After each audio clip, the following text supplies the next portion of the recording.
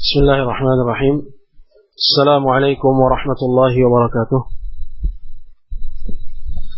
إن الحمد لله نحمده تعالى ونستعينه ونستغفره ونعوذ بالله من شرور أنفسنا وسيئات أعمالنا. من يهده الله فلا مضل له ومن يضلل فلا هادي له.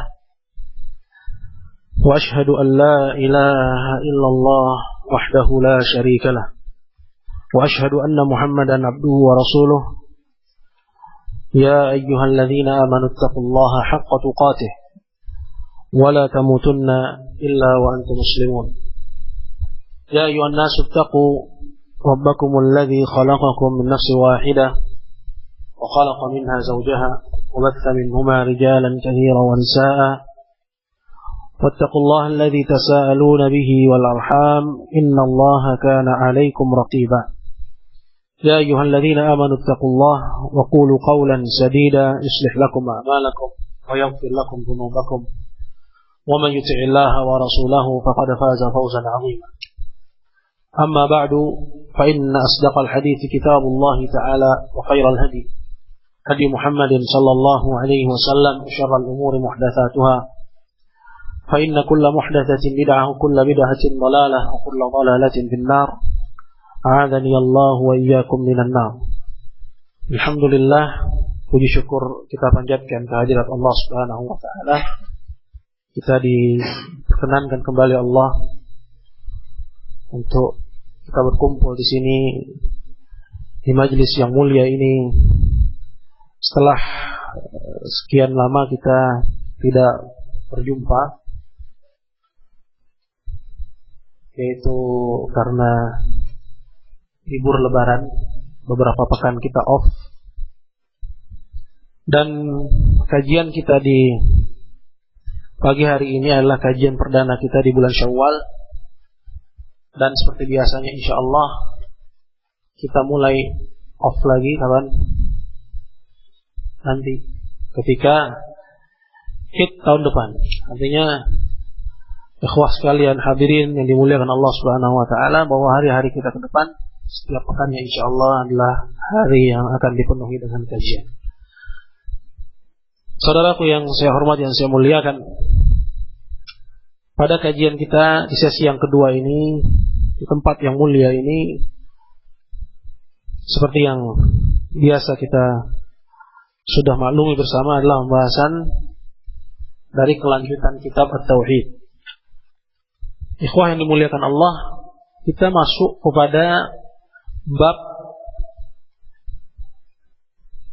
dari firman Allah Subhanahu wa taala. Ini merupakan babun jadid, merupakan bab yang baru dari pembahasan kitab At-Tauhid. Kita telah selesai dari bab man jahada syai'an minal asma'i was sifat. Bab tentang hukum orang yang mengingkari salah satu dari nama-nama dan sifat-sifat Allah Subhanahu wa taala. Dan bab yang baru adalah bab tentang firman Allah Subhanahu wa taala, yaitu yang terdapat pada ayat yang ke-83 dari surat An-Nahl. Ayatnya adalah firman Allah, ya'rifuna ni'matallahi tsumma yunkiruna. Allah Jalla wa Ala berfirman, kata Allah Subhanahu wa taala, mereka, dan yang dimaksud dengan mereka di sini adalah seluruh manusia, ya, semua manusia. Dan tentunya lebih khusus lagi, ini berbicara tentang mereka yang sudah mentauhidkan Allah, al-muslimun. Ya, karena bab-bab kita, ya, selanjutnya ini berbicara tentang amalan-amalan yang merusak kesempurnaan tauhid. Jadi ada dua macam dalam hal ini, ada yang merusak, ya, at-tauhid dari pangkalnya, ya, ini yang kita istilahkan dengan merusak keabsahan tauhid, ya, merusak keabsahan tauhid. Dan yang kedua yaitu yang merusak kesempurnaannya. Dan bab ini berbicara tentang amalan yang bertentangan dengan kesempurnaan tauhid, bertentangan dengan tauhid dari sisi kesempurnaannya. Artinya Tauhidnya nggak sempurna, meskipun ya dia dinyatakan sah. Nah, maka ini maksud dengan mereka di sini adalah keumuman manusia, dan lebih khusus adalah al-muslimun, orang-orang yang telah mentauhidkan Allah Jalla wa'ala. Mereka, kata Allah Subhanahu wa ta'ala, ya'rifuna ni'mat Allah. Mereka mengenal dan mengetahui nikmat Allah Jalla wa'ala. Apakah mengenalnya dengan ma'rifatnya, dengan ilmunya, karena Allah Subhanahu wa ta'ala berikan dia akal. Ya, Allah Subhanahu wa ta'ala jadikan manusia itu berakal, sehingga dia mengenal nikmat Allah Subhanahu wa ta'ala dengan ilmu, atau dengan salah satu dari panca inderanya. Ya, salah satu dari panca inderanya, dia melihat dengan matanya nikmat Allah Subhanahu wa ta'ala, dia merasakan dengan mulutnya nikmat Allah Subhanahu wa ta'ala, dia yatakallam, dia berbicara, itu nikmat dari Allah. Dia merasakan berbagai macam jenis rasa, itu nikmat dari Allah Subhanahu wa ta'ala. Dengan indera perabanya, dia bisa merasakan dengan tangannya, dan dia bisa membedakan mana yang halus, mana yang kasar, mana yang basah dan mana yang kering. Itu nikmat Allah Jalla wa'ala. Ini yang dimaksud dengan ya'rifun. Dia mengetahui, itu mengenalnya apakah dengan ilmunya atau dengan indranya. Dia mengenal nikmat Allah. Dan nikmat Allah yang dimaksud di sini adalah semua nikmat Allah. Semua nikmat Allah. Karena mufrad mudhaf, kalimat dalam bahasa Arab yang datang dalam bentuk tunggal dan dia disandarkan itu ta'um. Ya, sifatnya umum. Ya, seperti firman Allah Jalla wa'ala, wa in ta'uddu ni'mat Allah. Kalau kalian hitung nikmat Allah, maksudnya nikmat-nikmat Allah. Ya, bukan cuma satu, tapi semua nikmat Allah Subhanahu wa ta'ala. Maka begitu pula di sini, ya'rifuna nikmat Allah. Mereka mengenal nikmat Allah, maksudnya nikmat-nikmat Allah. Karena kalau kita mau hitung nikmat Allah Jalla wa'ala yang kita dapati alangkah banyaknya. Maka perputaran malam dan siang itu nikmat bagi kita. Wa min rahmatihi ja'alakumul laila wan nahara litaskunu ilaiha wa litabtaghu min fadlihi wa la'allakum tashkurun. Dan di antara rahmat Allah, kasih sayang Allah Jalla wa'ala kepada kalian adalah perputaran siang dan malam. Sebelumnya Allah bilang dalam ayatnya, qul ara'aytum in ja'ala 'alaikumul laila sarmadan ila yaumil qiyamah. Katakanlah, bagaimana jadinya kalau Allah jadikan malam bagi kalian selama-lamanya sampai hari kiamat. Man ilahun wayrullah ya'tikum bidaya. Siapakah sembahan selain Allah yang bisa mendatangkan cahaya? Afala tasma'un, tidak kalian mendengar? Coba kalau sepanjang hari malam tidur mulu kita, ya, kita tidur kebanyakan aja capek nggak? Sakit pinggang nggak? Ya, tidur mulu. Ya, kemarin kebetulan kita libur, kepanjangan aja liburnya. Sehat apa malah sakit kita? Malah sakit kita. Begitu bukan? Karena malam tempatnya istirahat. Begitu pula sebaliknya kata Allah Jalla wa'ala, qul ara'aytum in ja'ala 'alaikumun nahara sarmadan ila yaumil qiyamah. Katakanlah, gimana jadinya kalau Allah jadikan siang selama-lamanya bagi kalian? Nah, sampai hari kiamat, sehingga kita nggak bisa istirahat. Apa jadinya? Maka kata Allah Subhanahu wa ta'ala, "Wa min rahmatihi ja'alakum al-laila wan nahara." Maka di antara rahmat Allah kepada kalian, kasih sayang Allah, nikmat Allah kepada kalian, dia putar siang dan malam lagi. Nah, kalau kita mau memikirkan, ya, dari perputaran siang dan malam aja itu kita melihat apa? Di situ ada nikmat Allah Subhanahu wa ta'ala besar. Belum lagi nikmat-nikmat Allah Jalla wa ala yang lainnya. Wadah? Baik. Kata Allah Tabaraka wa ta'ala, ya'rifuna nikmat Allah. Manusia mengenal, mendapati nikmat Allah. Tsumma yunkirunaha, kemudian mereka mengingkari. Artinya apa? Mereka tahu bahwa nikmat itu tidak datang kecuali dari Allah Jalla wa ala. Kecuali datangnya dari Allah Subhanahu Subhanahu wa ta'ala, tapi mereka mengingkarinya. Apa maksud mengingkari di sini? Bukan maksud mengingkari di sini adalah mendustakannya, bukan. Ya. Bukan artinya seorang mengatakan, ya, Allah tidak mendatangkan hujan. Ya. Allah tidak mendatangkan rezeki. Atau rezeki ini bukan datang dari Allah Jalla wa Ala. Ya. Nah, bukan maksud dari mengingkari di sini adalah mendustakannya. Lantas apa ini maksud dengan firman Allah, "Tsumma yunkirunaha", kemudian mereka mengingkari nikmat Allah? Maksudnya mereka mengingkari penyandarannya kepada Allah Jalla wa Ala. Mereka mengingkari penyandarannya kepada Allah Subhanahu wa taala. Seperti apa? Dijelaskan oleh Syekh Ibnu Utsaimin rahimahullah, "Likaunihim yudhifunaha ila sabab mutanasina al-musabbib alladhi huwa Allah Subhanahu wa taala." Maksud dari mengingkari nikmat Allah di sini yaitu dia menyandarkan nikmat itu kepada sebab. Ya. Dia menyandarkan nikmat itu kepada sebab. Sambil dia melupakan al-musabbib yang menciptakan sebab. Siapa? Allah Jalla wa Ala. Nanti akan dicontohkan beberapa riwayat darinya. Dijelaskan oleh Syekh di sini. Qala walakin yunkirunaha biidhafatiha ila ghairillah mutanasina alladhi khalaqa as-sabab fawujida bihi al-musabbib. Ini bentuk pengingkaran mereka terhadap nikmat. Jadi, ya, kufur nikmat. Ya, ini pembahasan kita sebenarnya tentang kufur nikmat. Ya. Kufur nikmat, ya, itu dalam bab kita di sini bukan bentuknya seperti yang tadi dijelaskan. Allah tidak mendatangkan kita rezeki. Allah tidak mendatangkan kita apa? Anak. Ya, Allah tidak memberi kepada kita hujan. Allah tidak memberi kepada kita, ya, segala macam nikmat.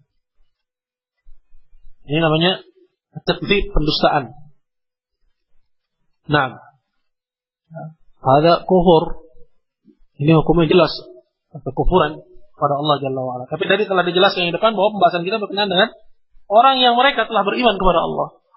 Orang yang sudah mentauhidkan Allah. Maka bab ini itu nasihat kepada kita al-muwahhidin. Ya, karena apa yang dikhawatirkan dari kita? Yang dikhawatirkan dari orang yang sudah mentauhidkan Allah bukan lagi syirkun akbar. Bukan lagi syirik akbar. Kenapa? Karena dia tidak tahu. Yang dikhawatirkan darinya apa? Asyirkul asghar. Maka kata Nabi SAW, akhwafu ma akhafu alaikum asyirkul asghar. Yang paling aku khawatirkan menimpa kalian itu syirik kecil. Jadi kalau kita sudah selamat dari syirik besar, yang paling sulit bagi kita itu adalah kita selamat dari syirik kecil. Nah, maka yang dikhawatirkan dari al-muwahhidin, dari orang yang sudah mentauhidkan Allah adalah apa? Asyirkul asghar. Apa ikatnya bab ini dan bab-bab yang akan datang lagi nanti setelahnya, yaitu berbicara tentang kesempurnaan tauhid. Dia arfa manzilah, dia lebih tinggi lagi, ya, kedudukannya, ya, dari bab-bab yang sebelumnya yang berbicara tentang, ya, al-kufur, tentang kekufuran. Apabila seorang mengerjakannya dia keluar dari Islam. Nah, kalau sekarang bahasa tentang apa? Kalau seorang mengerjakannya dia, ya, hilang kesempurnaan tauhid.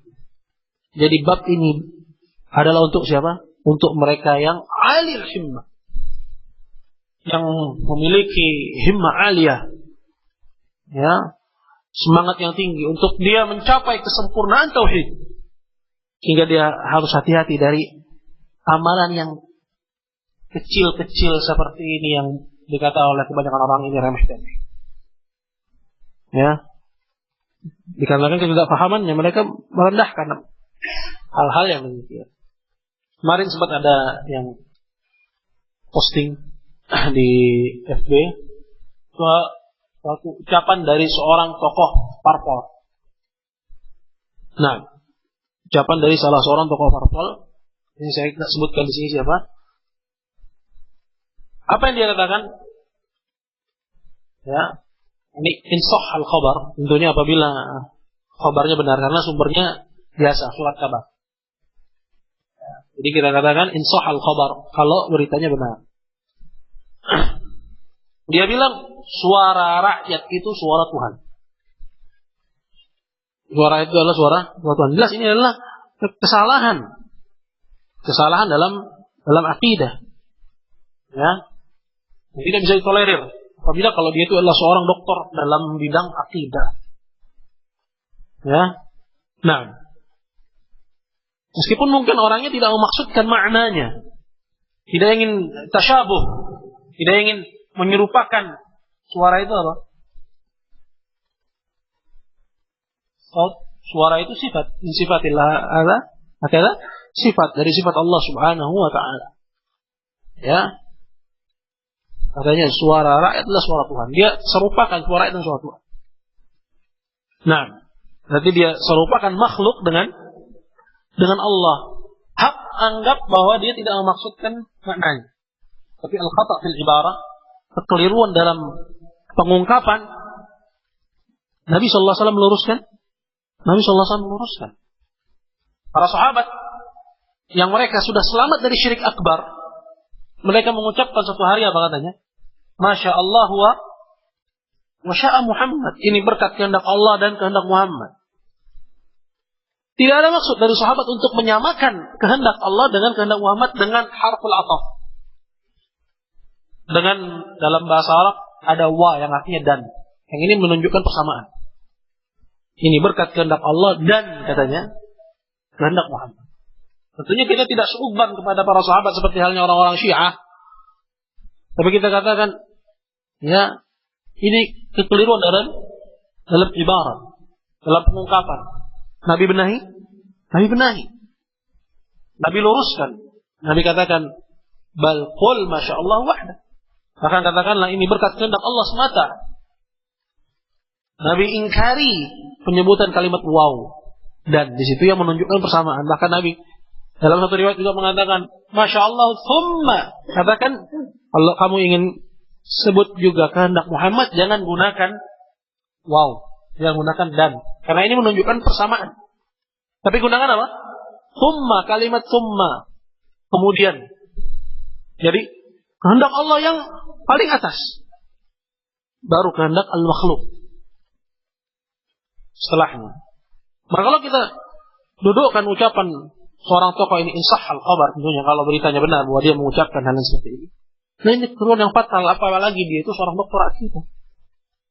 Nah, maka kita ayyuhal hadirin min Allah, alhamdulillah, mithal hadhihi durus, seperti pelajaran seperti ini, ya, itu nafi'un jiddan.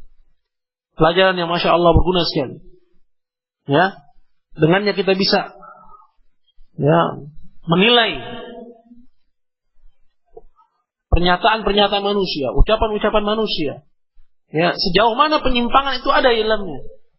Tentunya juga tidak dengan tahawur, tidak juga dengan serampangan, melainkan dengan ta'anni, dengan kehati-hatian. Ya, setelah melakukan penelitian dan pemahaman yang dalam. Al-muhim, seperti bab ini adalah bab yang penting sekali bagi mereka yang menginginkan kesempurnaan tauhid. Baik. Poin yang penting yang ingin disampaikan dalam bab ini, ya, yaitu tentang kufur nikmat. Dan kufur nikmat yang dibahas ini bukan mengingkari nikmat itu datang dari Allah, bukan. Karena orang yang mengingkari nikmat datang dari Allah, jelas ini apa? Kufur. Ini babnya, ya, orang-orang kufar. Tapi sekarang kita tentang orang-orang yang mereka telah berislam. Maka kufur nikmat bagi mereka itu bentuknya lebih halus lagi. Kufur nikmat bagi mereka itu bentuknya lebih halus. Gak ada orang Islam bilang anak saya bukan dari Allah, gak ada. Rezeki yang datang ini bukan dari Allah, gak ada. Ya, mengingkari bahwa nikmat itu datang dari Allah, gak ada. Ya, saya bisa seperti sekarang ini bukan karena Allah, gak ada. Ya, kecuali dia orang kafir. Ya, semua mengakui. Tapi ainal khata, di mana kekeliruan di sini? Itu fil ibarat, dalam hal pengungkapan, yaitu menisbatkan nikmat kepada sebab. Menyandarkan nikmat kepada sebab. Kamu bisa kaya seperti ini, kamu bisa sukses seperti ini, kamu bisa pintar seperti ini, kamu bisa hafal seperti ini, kamu bisa mengerti dakwah salaf seperti ini, kamu bisa berdakwah seperti ini. Kalau kamu katakan, ya saya belajar. Ada yang salah? Enggak. Kalau bentuknya khabar. Kalau bentuknya mujarrad khabar, mujarrad al-ikhbar, sebatas informasi. Tapi kalau dia katakan yang seperti itu, sambil dia melupakan al-musabbib, saya sukses seperti ini ya berkat kerja keras saya, dia sandarkan kepada sebab di sini. Karena saya belajar, dia sandarkan kepada sebab. Kalau penyandarannya kepada sebab itu sebatas informasi, fala ba's, tidak mengapa. Tapi di mana kesalahannya? Kalau dia sandarkan nikmat itu kepada sebab sambil dia lupakan al-musabbib. Di sini salahnya. Sambil dia lupakan Allah yang menciptakan sebab. Di sini letak kesalahannya. Di sinilah disebut dengan kufur nikmat bagi mereka. Boleh? Kata Allah Jalla wa'ala, qala ya'rifuna ni'matallahi thumma yunkirunaha. Mereka mengenal nikmat Allah, maksudnya mereka mendapati nikmat Allah, kemudian mereka mengingkarinya. Dan mengingkarinya sudah bisa difahami maknanya ya. Yaitu menisbatkan nikmat kepada sebab sambil melupakan al-musabbib, sambil melupakan Allah Jalla wa'ala. Kata Allah selanjutnya, qala wa aktsaruhumul kafirun. Dan kebanyakan mereka itu adalah orang-orang yang kafir. Artinya kebanyakan orang-orang yang mendapati nikmat Allah, mendapati nikmat dari Allah, mereka itu kafir, artinya jahiduna, mengingkari. Nikmat itu datangnya dari Allah Subhanahu wa taala.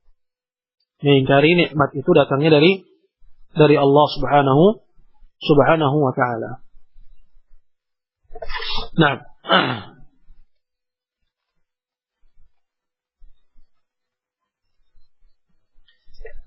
dijelaskan di sini oleh Syekh bin Utsaimin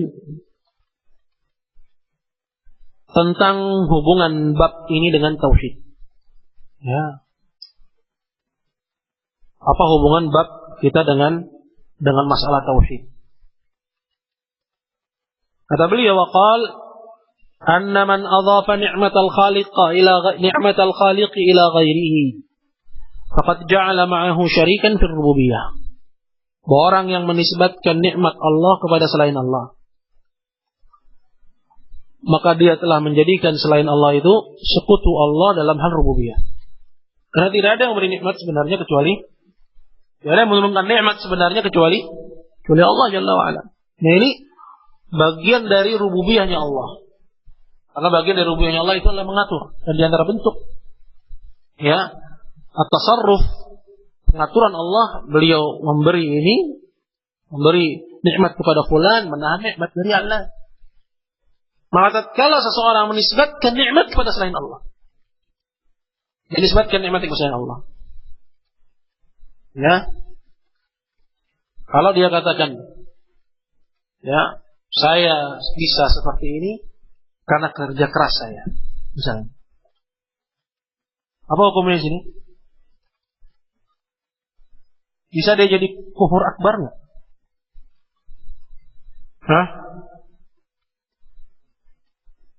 Pada hakikatnya kerja kerasnya itu sebab, begitu bukan? Nah, sebab. Tapi kalau dia katakan ucapan seperti itu, saya bisa seperti ini karena kerja keras saya, dengan anggapan bahwa kerja kerasnya itulah yang menjadikannya dia bisa kaya, tidak ada andil Allah Jalla wa'ala sama sekali, maka ini bisa bentuknya jatuh kepada kufur akbar. Ini yang pertama. Yang kedua, dia ucapkan seperti itu, saya bisa seperti ini karena kerja keras saya. Maksudnya kerja kerasnya sebab, hanya sebab. Dan yang memberi kekayaan Allah. tapi dia ucapkan hal yang seperti itu sambil melupakan al-musabbib, sambil melupakan Allah Jalla wa'ala. Nah, ini pembahasan kita. Ya, dan ini adalah ucapan yang keliru. Dan termasuk kepada apa yang disebutkan dalam ayat, ya'rifuna ni'matallahi tsumma yunkirunaha. Mereka mengenal nikmat Allah, mendapati nikmat Allah, kemudian mereka mengingkari. Nah, kata Syekh Ibnu Utsaimin rahimahullah, orang yang menyandarkan nikmat kepada selain Allah. Untuk penyandaran nikmat kepada selain Allah, di antara contohnya seperti apa?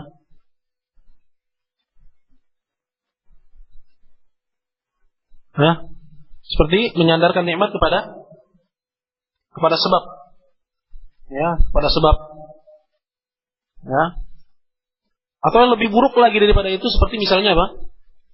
Menyandarkan nikmat ya kepada sesuatu yang sebenarnya itu adalah sebab, tapi dia anggap bahwa itu adalah ya faktor utama, bukan sebab. Seperti yang tadi sudah dicontohkan. Saya kerja bisa seperti ini karena kerja keras. Tapi dia ucapkan hal seperti itu dengan anggapan bahwa kerja kerasnya lah yang menghasilkan dia menjadi kaya, tanpa ada andil Allah sama sekali. Bisa dibedakan nggak di sini? Ya, bisa dibedakan ya. Nah, ini bentuk dari menyandarkan nikmat kepada selain Allah. Qala faqad ja'ala ma'ahu syarikan fil rububiyyah. Berarti dia telah menjadikan selain Allah itu sebagai sekutu dalam perkara rububiyah. Bentuk yang pertama atau bentuk yang kedua? Menyandarkan nikmat kepada sebab atau menyandarkan nikmat kepada sesuatu yang sebenarnya sebab, tapi dengan anggapan bahwa itu adalah faktor utama. Menyandarkan nikmat kepada sesuatu yang sebenarnya itu adalah sebab, dengan anggapan bahwa itu adalah faktor utama. Seperti misalnya, saya bisa seperti ini karena kerja keras. Menganggap bahwa kerja kerasnya adalah faktor utama, nggak ada andil Allah sama sekali. Berarti dia telah menjadikan kerja kerasnya itu ya sekutu bagi Allah Subhanahu wa ta'ala dalam perkara rububiyah. Jelas ya? Paham nggak nih? Qala li'annahu adhafa ila sabab ala annahu fa'il, kata Syekh. Karena dia telah menyandarkan nikmat kepada sebab ya dengan anggapan bahwa sebab itu adalah penentu. Ya, ini hati-hati orang-orang yang sukses. Hati-hati orang yang mendapat nikmat. Hati-hati orang yang diberi kepandaian. Hati-hati orang yang diberi kekayaan. Hati-hati orang yang diberi kemudahan. Ya. Karena hati itu ya selalu dibolak-balikkan oleh syaitan. Dibolak-balikkan. Ya. Atau dibolak-balikkan oleh Allah Subhanahu wa ta'ala. Dan syaitan menipunya. Sehingga dia menyangka kesuksesannya itu adalah semata-mata karena kepandaiannya. Maka hati-hatilah orang yang ingin selamat di hadapan Allah Jalla wa'ala. Hati-hatilah orang-orang yang memiliki himmah aliyah, memiliki semangat yang tinggi dengan al-fawz bil jannah. Dia mendapatkan keberuntungan dengan surga. Apa yang harus dia waspadai? Di antaranya hal yang seperti ini. Wallahi la yanju. Orang itu tidak akan selamat. Kapan dia sandarkan nikmat yang dia dapat kepada sebab, di mana sebab itu dianggap sebagai penentu. Berarti dia telah menjadikan selain Allah, yaitu dalam hal ini sebab tersebut, sebagai sekutu bagi Allah Jalla wa'ala dalam perkara rububiyah. Ya, orang kafir aja dulu nggak ada yang menyebut Allah dalam perkara rububiyah. Ada orang kafir menyebut Allah dalam perkara rububiyah, kita selesai pembahasan dalam hal ini. Tidak ada orang kafir yang menyebut Allah dalam perkara rububiyah. Baik. Ini bisa terjadi dari seorang yang mereka apa? Berislam tapi dia tidak memiliki pemahaman. Ya, petantang-petenteng, merasa dirinya salafi kemudian nggak belajar. Aman. Pokoknya kalau udah menisbatkan dirinya salafi al-sunnah aman. Wala yata'allam, dia tidak belajar, wala yadrus. Ya, dia tidak menggali, tidak senang dengan ilmu. Baik. Wala hadza min wajh, kata Syekh. Ini satu sisi. Wala min wajhin akhar, annahu lam yaqum bi syukri alladhi huwa ibadatun min al-ibadat. dari satu sisi penyandaran nikmat kepada selain Allah, ya, itu syirik dalam perkara rububiyah. Dan dari sisi yang lain kata beliau, penyandaran nikmat kepada selain Allah ini bentuk seseorang meninggalkan prinsip syukur kepada Allah Jalla wa'ala. Yang mana bersyukur atas nikmat Allah itu adalah bagian dari ibadah kepada Allah Jalla wa'ala. Dan meninggalkan kesyukuran, ya, meninggalkan, ya, berbuat syukur kepada Allah, meninggalkan, ya, rasa syukur kepada Allah Jalla wa'ala, ini munafin di tauhid, bertentangan dengan tauhid dari sisi apa? Al-uluhiyah. Maka bab kita, ayyuhal hadirin mulia Allah, kufur nikmat ini, dia memiliki silah kepada pembahasan tauhid, memiliki hubungan terhadap tauhid, ya, dari dua sisi. Kufur nikmat itu, ya, bertentangan dengan tauhid rububiyah. Ada contoh yang pertama, dan dia sekaligus juga bertentangan dengan tauhid al-uluhiyah dari contoh yang kedua. Bertentangan dengan tauhid rububiyah dari sisi apa? Afiduna ya kawan. Ayo, siapa yang bisa jawab? Penyandaran nikmat tersebut pada sebab.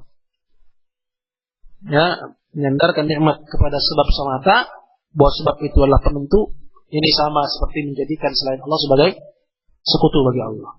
Jadi ini bertentangan dengan rububiyah, bertentangan dengan tauhid. Dari tauhid ar-rububiyah. Baik. Bertentangan dengan tauhid uluhiyah dari sisi apa? Sudah.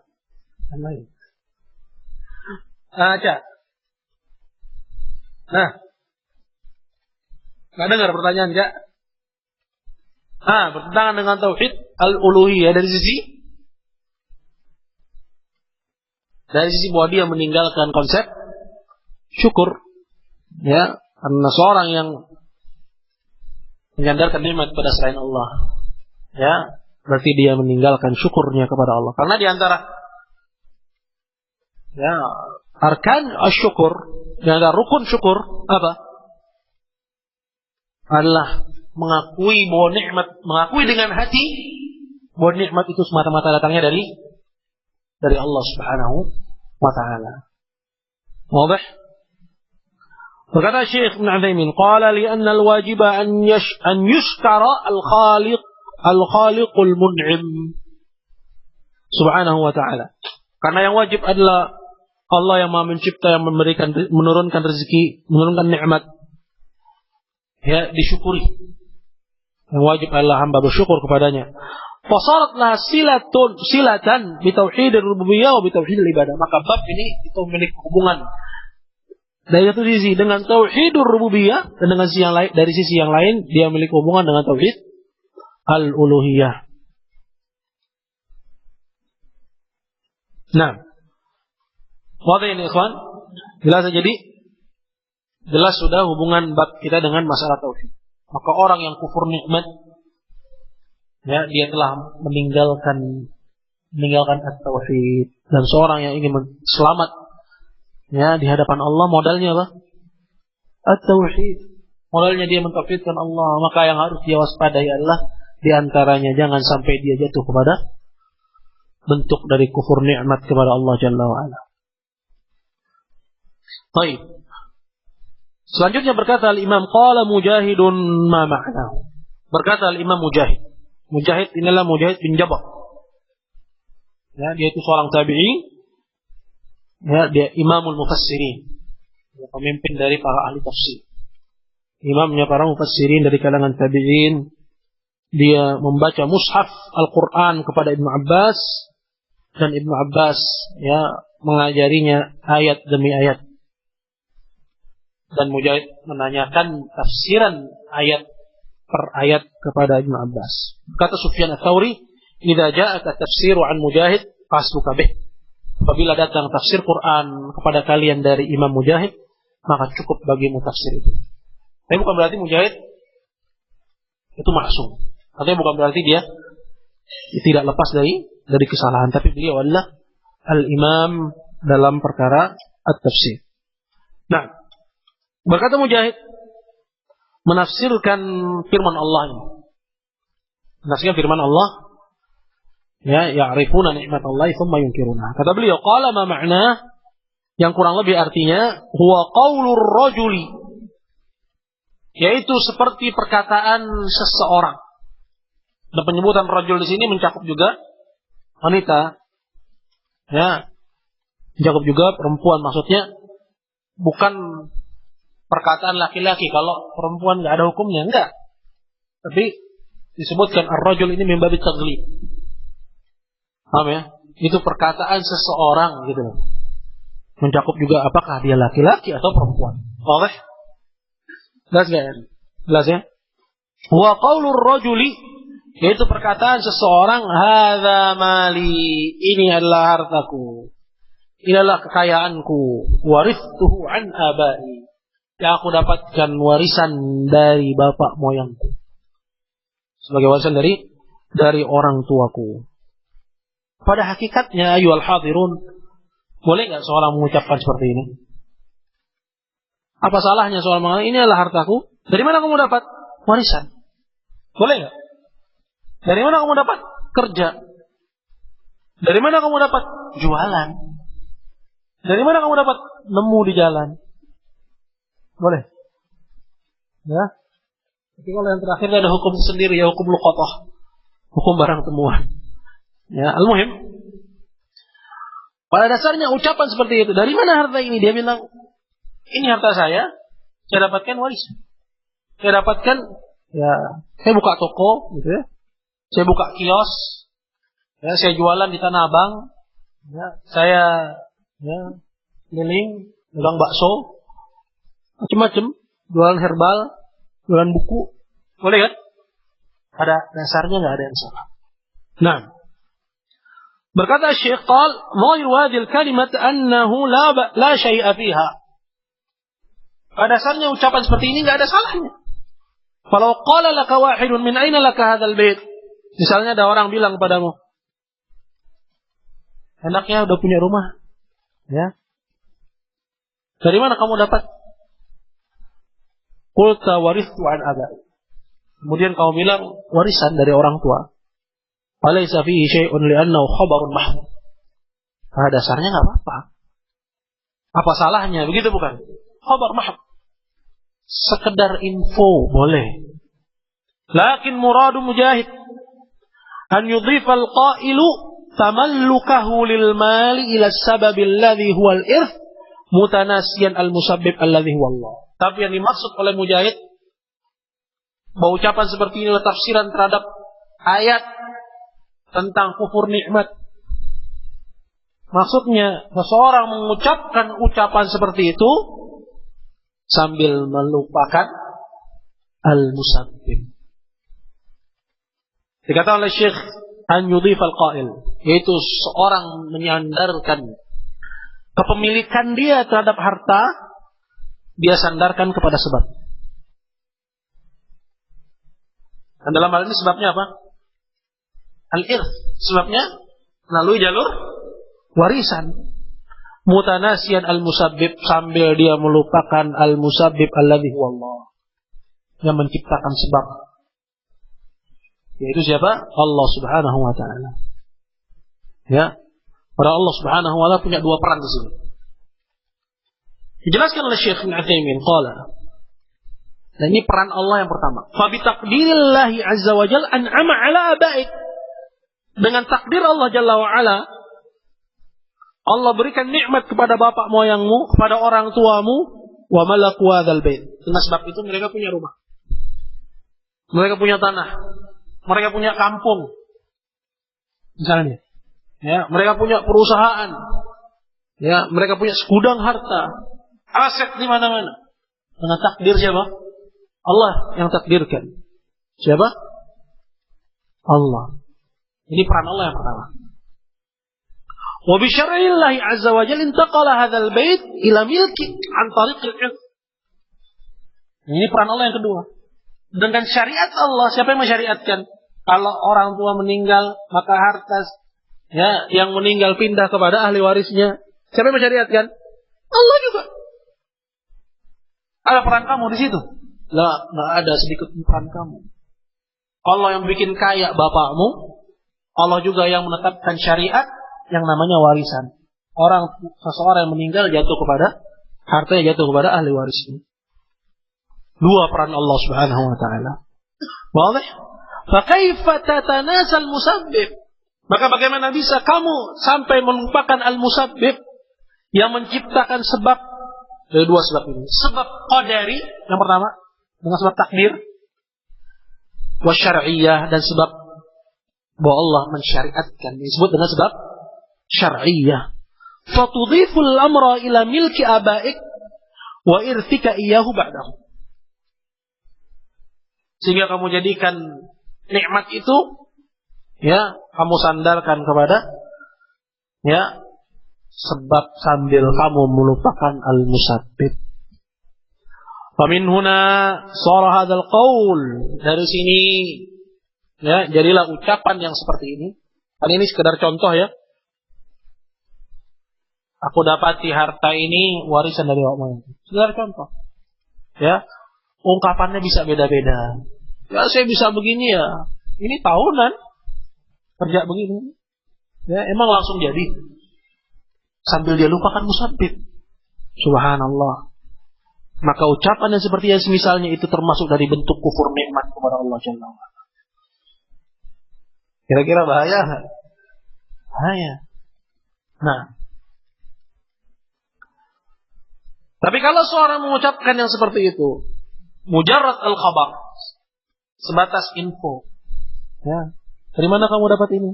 Ya, kebetulan ada THR, misalnya.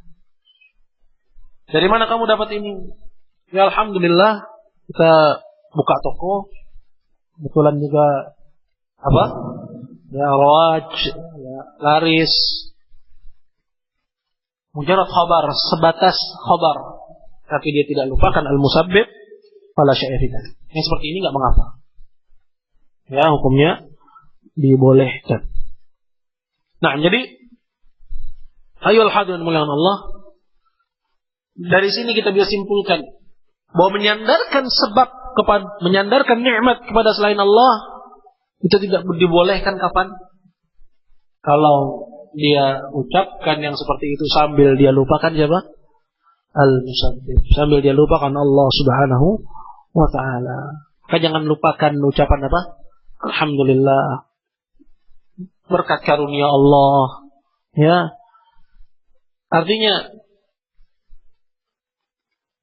dia sandarkan nikmat tersebut la ba'sa kepada sebab, tidak mengapa kepada sebab, tapi dia jangan lupakan Allah Subhanahu wa ta'ala telah menganugerahkan kepadanya, ya, nikmat tersebut kepada dirinya. Hadza wallahu ta'ala ala wa alam. Selanjutnya berkata Al-Imam Muhammad bin Abdul Wahhab rahimahullah. Qala wa qala Aun bin Abdullah, dan berkata Aun bin Abdullah. Berkata Aun ibn Abdullah rahimahullah ta'ala.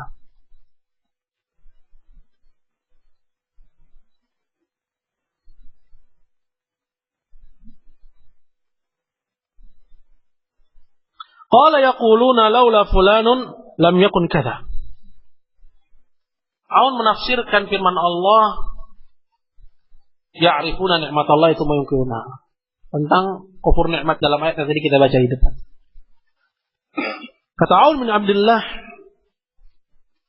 yaitu ucapan manusia, ucapan orang-orang yang mengatakan kalau bukan karena fulan tidak akan begini. Laula fulanun lam yakun kadza. Kalau bukan Alan, kalau bukan saya, ya, karena fulan itu bisa, orang lain bisa diri sendiri. Ya. Kalau bukan saya, ini kan sering kita dengar orang mengatakan yang seperti ini. Ya. Kalau bukan fulan, ya, dia ingin sandarkan nikmat itu kepada si fulan. Laula fulan, tidak akan seperti ini. Maksudnya ingin berterima kasih kepada si fulan. Naam.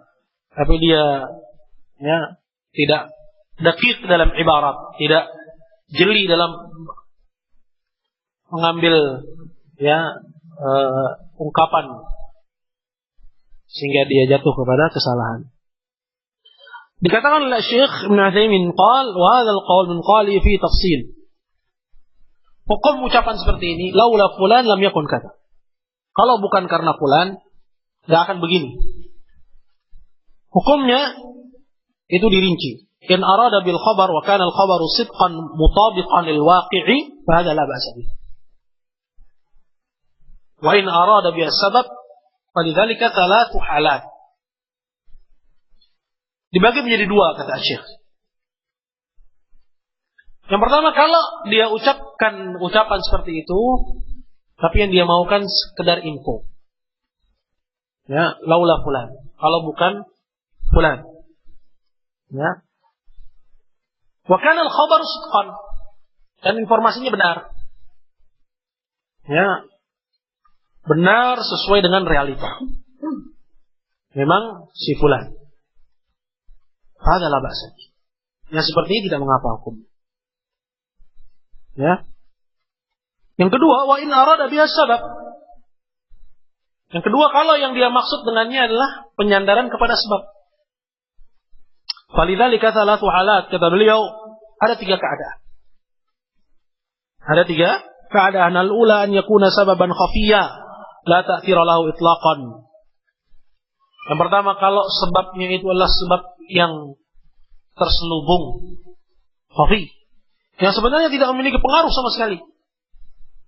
Yang sebenarnya tidak memiliki pengaruh sama sekali. Yaitu seperti ucapan seseorang, ya, kalau bukan karena fulan. Tapi yang dimaksud dengan fulan di sini siapa? Seorang wali. Ya, yang orang-orang punya keyakinan, ya, khusus terhadapnya.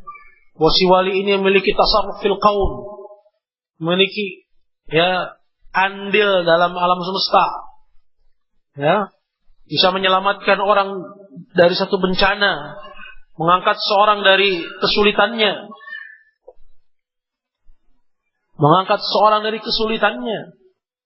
ya. Ini keyakinan orang-orang sufi, ya, yang dia meyakini bahwa keselamatan yang dia dapatkan itu berkat wali fulan. Keuntungan yang dia dapat itu berkat wali fulan. Dia katakan laula fulan, maksudnya adalah wali tersebut. Jelas ya? Nah, di sini jelas oleh Syekh qal, sebab ini sebenarnya sebab yang khafi, sebab yang samar sifatnya. La ta'thira lahu itlaqan, pada ikatnya enggak ada. Tidak memberi pengaruh sama sekali. Cuman ya sugestinya, ya si sufi ini, sugestinya si penyembah kubur ini yang menjadikan wali tersebut sebagai sebab, tapi sebabnya hukumnya apa? Sebab khafi, sebab yang samar. Maka hukumnya apa? Dikatakan oleh Syekh qala fa hadza syirkun akbar. Maka ini hukumnya syirik besar. Qala li'annahu ya'taqidu bihadza al-qaul anna li hadzal wali tasarrufan fil qaul ma annahu majid. Karena ucapannya seperti ini, itu tidak keluar kecuali dari seseorang yang dia punya keyakinan bahwa si wali tersebut itu memiliki kendali pada alam semesta. Padahal si wali itu apa? Manusia, lemah, bahkan mungkin dia adalah orang yang sudah mati. Ya, dia sering datang ke makam yang katanya orang saleh. Kemudian tiba-tiba usahanya melonjak naik, keuntungannya semakin berlipat. Kemudian dia bilang, laula fulan, kalau bukan berkat wali fulan. Dia menjadikan si wali itu sebab. Ada ikat ini sebab yang tidak benar, yang tidak memiliki pengaruh sama sekali. Maka ucapan ini apa hukumnya? Syirik akbar. Orangnya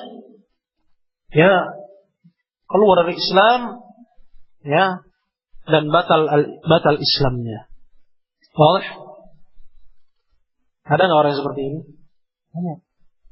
Ya, bahkan banyak orang menyangka ketika dia diberi keuntungan, diberi kemudahan, diberi nikmat oleh Allah Jalla wa Ala, tatkala dia sering mendatangi kuburan-kuburan orang-orang soleh, bertawassul dengan mereka, minta barakah dengan mereka, menyangka bahwa ini adalah berkat berkat ziarahnya, berkat tabarruknya, berkat perbuatannya yang padahal itu adalah kesyirikan.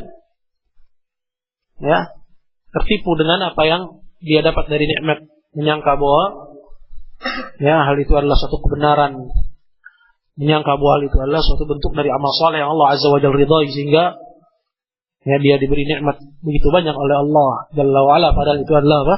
Adalah tadarrujan, adalah jebakan kepadanya, sehingga menjadikan dia semakin larut dalam kemaksiatan waliyadzubillah. Karena ukurannya dalam hal ini bukan karena kamu datang ke tempat itu kamu jadi kaya, bukan. Ya, karena syaitan pun juga bisa memberi pada manusia, memberi harta kepada manusia.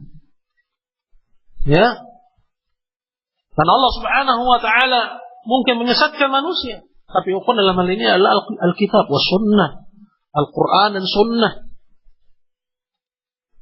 Ya, kemana Al-Quran dan sunnah? Kalau ukurannya adalah itu, gitu bukan? Padahal Al-Quran dan sunnah itu adalah petunjuk. Kemana posisi Quran dan sunnah sebagai petunjuk kalau ukurannya adalah sama wali fulan aja, saya 2 kali datang ke situ, usaha saya semakin lancar. Berarti dia menganggap bahwa amalannya benar. Kemana Al-Quran dan sunnah kalau ukurannya adalah hal yang demikian, wal'iyadzubillah. Baik. Ini yang pertama. Kondisi yang kedua, qala an yudhifa ila sababin sahihin thabitin syar'an aw hissa. Fahadha jaizun bi syart alla ya'taqida anna sabab mu'aththirun bi nafsihi wa alla yatanasa al-mun'im bidzalik. Yang kedua kata beliau, dia menyandarkan nikmat itu kepada sebab. Laula fulan, kalau bukan fulan, bahwa si fulan ini hanya sebab. Dia sandarkan ya kepadanya sebagai sebab. Qala yudhifa ila sababin sahih, dan sebab itulah sebab yang sahih. Thabitin, yang benar, apakah menurut syariat atau hissah. Ya. Benar menurut syariat, artinya ya, dibenarkan secara syariat, yang tidak disalahkan oleh agama. Ya. Atau hissan, ya, atau berdasarkan pembuktian ilmiah. Seperti misalnya apa? Ad-dawa. Kalau bukan karena obat ini, misalnya dia katakan, secara syar'i Allah Azza wa Jalla perintahkan. Seperti misalnya apa? Obatnya al-asal. Yang Allah Azza wa Jalla katakan fihi syifa, padanya terdapat kesembuhan. Ya, ini sebab yang sahih secara syar'i. Dan juga secara hissi, berdasarkan pembuktian ilmiah, bahwa asal, bahwa yang namanya madu itu menyembuhkan. Atau misalnya apa lagi?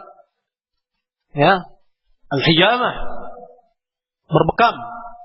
Secara syar'i disyariatkan, secara hissi pembuktian ilmiah menyembuhkan. Tapi juga bukan hijamah yang asal-asalan ya. Model beli buku di Gramedia, kemudian beli alat hijamah orang dijadikan kelinci percobaan. Ya, maka al-hajjam atau al-hajim, orang yang membuka praktek hijamah, hendaknya dia memiliki khalfiyah, memiliki latar belakang, ya, kesehatan, ya, bukan hanya sekedar dia beli buku kemudian dia beli alat hijamah kemudian orang jadikan coba. Ini namanya perdukunan, ya, menipu manusia, ya. Ada la yasih, enggak boleh, tidak dibenarkan dan haram. Dan banyak peringatan para ulama kita rahimahumullah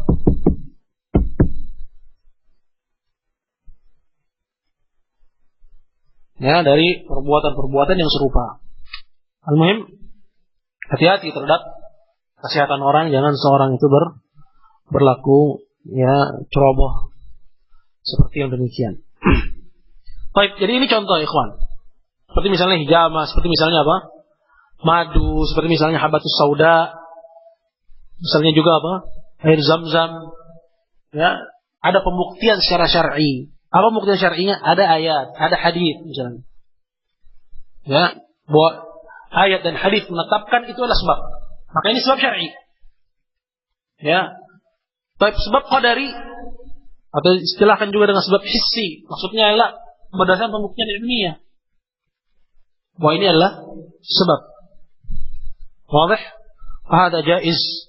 Maka boleh orang mengucapkan ucapan seperti itu. Kalau bukan karena Zam-Zam ini, misalnya dia katakan seperti itu. Ini ada pembuktian secara syariat, ada pembuktian secara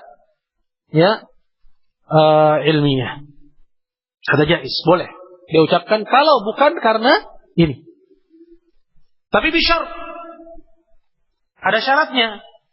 Bisyarat Allah ya'taqid anna sabab mu'athir binafsi. Tidak boleh dia yakini bahwa sebab ini berperan dengan sendirinya tanpa andil Allah sama sekali. Kalau bukan karena Zam-Zam, dengan keyakinan bahwa Zam-Zam lah yang menyembuhkan dan tidak ada andil Allah sama sekali. Tidak boleh. Ya. Kalau bukan karena habbatus sauda, meskipun dia sebab syar'i, sebab hissi juga. Dia sebab yang dibenarkan juga berdasarkan apa? Pembuktian ilmiah. Dan juga sebab syar'i. Tapi dia ucapkan, kalau bukan karena Zam-Zam, air Zam-Zam, kalau bukan karena habbatus sauda, tapi dia yakini bahwa habbatus sauda itu yang menyembuhkan. Dan gak ada andil Allah sama sekali. Apa hukumnya? Nah, yang itu sangat. La yahilla hadzal kalam. Gak boleh, gak halal dia ucapkan ucapan seperti ini. Wallah. Jelas ya? Jadi syarat yang pertama. Apa syarat yang pertama? Gak boleh diyakini bahwa sebab itu berperan dengan sendirinya. Tetap dia harus yakini bahwa yang berperan adalah dengan kehendak Allah Subhanahu wa taala. Api membakar, sebab. Tapi dia bisa membakar pada Ibrahim lah.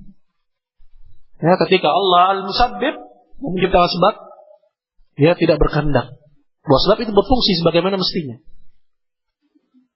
Qul ya naru kuni bardan wa salaman ala Ibrahim. Jadilah engkau wahai api dingin dan menyelamatkan bagi Ibrahim. Api yang sebenarnya membakar tidak jadi membakar. Wadah. Ini syarat yang pertama. Ya, la ya'taqid anna sabab mu'athirun bi nafsi. Dia tidak yakini bahwa sebab itu berperan dengan sendirinya atau sebab hissi saja. Boleh enggak? Seperti apa sebab hissi saja, misalnya Dekolgen, obat sakit kepala gitu ya. Atau apalah merek-merek tertentu ya. Dari obat-obat yang ada di pasaran. Sebab dia dibenarkan tapi tidak dengan nas, maka dia bukan sebab syar'i. Ya Allahumma, kecuali berdasarkan dalil umum. Ya, tapi ini nggak bisa dipakai di sini. Seperti misalnya tadawau. Ya, berobatlah kalian. Perintah Nabi SAW untuk berobat. Ya, tapi tidak ada dalil khusus menyebutkan obat ini. Ya, kecuali dari seperti yang tadi disebutkan. Ya. Seperti obat-obat yang ada di pasaran yang kita kenal namanya. Ya. Nah. Maka ini sebab qadari, sebab apa? Sebab hissi dan bukan sebab syar'i. Boleh nggak kita katakan laula, kalau bukan karena ini? Ya, boleh selagi itu benar. Ya, merupakan sebab, tapi juga dengan syarat tadi. Yang pertama apa? Dia tidak meyakini bahwa sebab itulah yang berperan dengan sendiri. Yang kedua, ini syarat yang kedua, walla yatanasa al-mun'im bidzalik. Dia nggak boleh lupakan zat yang menciptakan sebab. Maksudnya dia tidak boleh melupakan siapa? Allah yang memberikan sebab itu, ya, sebagai nikmat baginya, sehingga dia mendapatkan nikmat seperti yang dia dapatkan sekarang. Nah, yang terakhir adalah yang ketiga, ikhwah. Nah, ini kondisi yang terakhir dari ucapan seorang, laula fulan lam yakun kadza. Kalau bukan karena fulan tidak akan terjadi begini. Al-yudhifahu ila sababin zahirin. Dia sandarkan ya ucapan itu kepada suatu sebab yang zahir, sebab yang tampak. Lakin lam yadhbut kaunu sababan. Tapi sesuatu itu enggak dibenarkan bahwa itu sebab sebenarnya.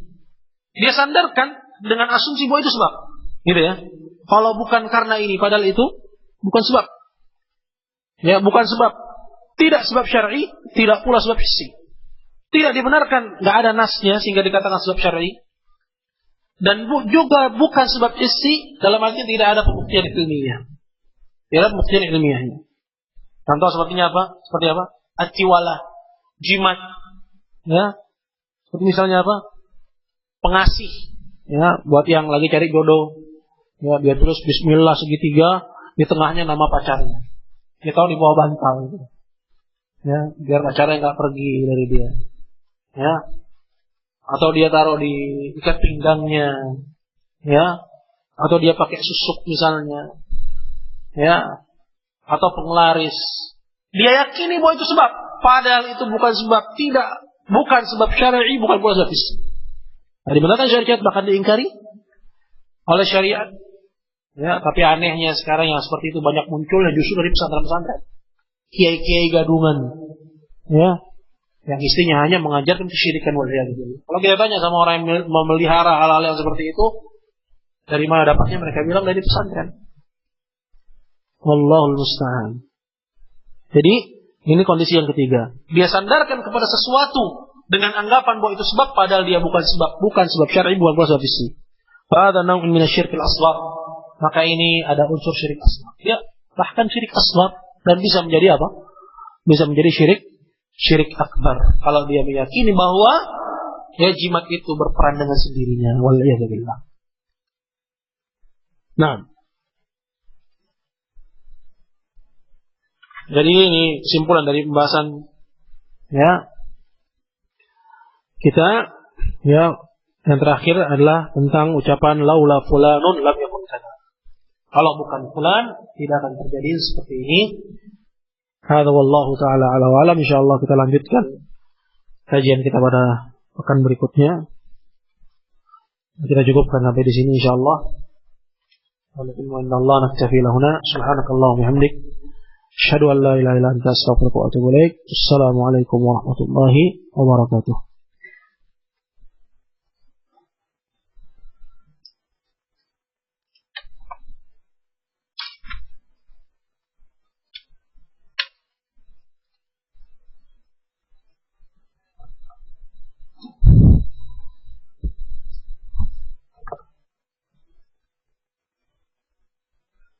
Assalamualaikum warahmatullahi wabarakatuh.